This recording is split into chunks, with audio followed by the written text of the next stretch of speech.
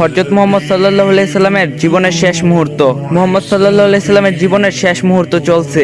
হঠাৎ সেখানে একজন লোক এসে সালাম দিলেন আর বললেন, আমি কি ভেতরে আসতে পারি? ফাতেমা রাদিয়াল্লাহু বললেন, দুঃখিত, আমার বাবা খুবই অসুস্থ। ফাতেমা রাদিয়াল্লাহু দরজা বন্ধ করে রাসূলের কাছে গেলেন। মুহাম্মদ সাল্লাল্লাহু আলাইহি সাল্লাম বললেন, কে সেই লোক? ফাতেমা রাদিয়াল্লাহু বললেন, এই প্রথম আমি তাকে দেখেছি, আমি তাকে চিনি না। নবীজি সাল্লাল্লাহু আলাইহি সাল্লাম বললেন, শোনো ফাতেমা, সে হচ্ছে আমাদের এই ছোট্ট জীবনের আবাসনকারী ফেরেশতা আজরাইল। এটা শুনে ফাতেমার অবস্থা বুবার মতো হয়ে গিয়েছে। রাসূল সাল্লাল্লাহু আলাইহি সাল্লাম বললেন, হে জিবরাইল, আমার উম্মতের কি হবে? আমার উম্মতের নাজাতের কি হবে? জিবরাইল আলাইহিস সালাম বললেন, হে রাসূল, আপনি চিন্তা করবেন না, আল্লাহ ওয়াদা করছেন আপনার উম্মতের নাজাতের জন্য।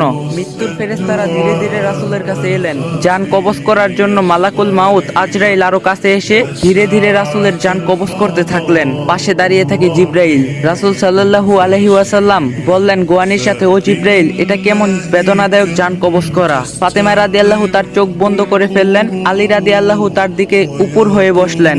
জিবরাইল তার মুখটা উল্টো দিকে ফিরিয়ে নিলেন। রাসূলুল্লাহ সাল্লাল্লাহু আলাইহি সাল্লাম বললেন, হে জিবরাইল, তুমি মুখটা উল্টো দিকে ঘুরালে কেন? আমার প্রতি তুমি কি বিরক্ত? জিবরাইল আলাইহিস সালাম বললেন, হে রাসূল, সাকারাতুল মউতের অবস্থায় আমি আপনাকে কিভাবে দেখে সহ্য করতে পারি? ভয়াবহ ব্যথায় রাসূল সাল্লাল্লাহু আলাইহি সাল্লামের ছোট্ট একটা গোয়ানি দিলেন। রাসূল সাল্লাল্লাহু আলাইহি সাল্লাম বললেন, হে আল্লাহ, মউতটা জান কবজের সময় যতই ভয়াবহ হোক সমস্যা নেই, আমাকে সকল ব্যথা দাও, আমি বরণ করব, কিন্তু আমার উম্মতকে ব্যথা দিও না। রাসূলের শরীরটা ধীরে ধীরে ঠান্ডা হয়ে আসতে লাগলো। তার পা বুক কিছুই নড়ছে না। এখন আর রাসূলের চোখের পানির সাথে তার ঠোঁটটা কম্পিত ছিল। তিনি কিছু বলবেন মনে হয়। আলী রাদিয়াল্লাহু রাসূলের মুখের কাছে কানটা নিয়ে গেলেন। নামাজ কায়েম করো এবং তোমাদের মাঝে থাকা দুর্বলদের যত্ন নাও।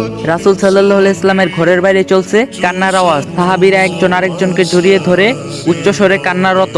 আলী রাদিয়াল্লাহু আবার তার কানটা রাসূল সাল্লাল্লাহু আলাইহি সাল্লামের মুখের কাছে ধরলো। রাসূল সাল্লাল্লাহু আলাইহি সাল্লাম চোখ ভেজা অবস্থায় বলতে থাকলেন, ইয়া উম্মতি, ইয়া উম্মতি, ইয়া উম্মতি। মৃত্যুর সময় প্রাণপ্রিয় নবী মুহাম্মদ সাল্লাল্লাহু আলাইহি সাল্লাম বলেন, আমাকে সব কষ্ট দাও, কিন্তু আমার উম্মতকে ব্যথা দিও না। মৃত্যুর সময় রাসূল সাল্লাল্লাহু আলাইহি সাল্লাম বলে গেলেন, নামাজ কায়েম করো। মৃত্যুর সময়ও রাসূল সাল্লাল্লাহু আলাইহি সাল্লাম বললেন, আমি চলে গেলে আমার উম্মতের কি হবে? এখন নিজেকে প্রশ্ন করুন, আমরা এমন একজন নবীর উম্মত হয়ে নামাজকে আদায় করি না। শ্রেষ্ঠ নবী মুহাম্মদ সাল্লাল্লাহু আলাইহি সাল্লাম আল্লাহর কত প্রিয় বন্ধু ছিলেন। তিনি আল্লাহর বন্ধু ছিলেন। তিনি যদি মৃত্যুবরণ করার সময় এত কষ্ট পান, তাহলে আমাদের কি অবস্থা হবে? আল্লাহ আমাদের সবার মাঝে বোঝার তৌফিক দান করুক, আমিন।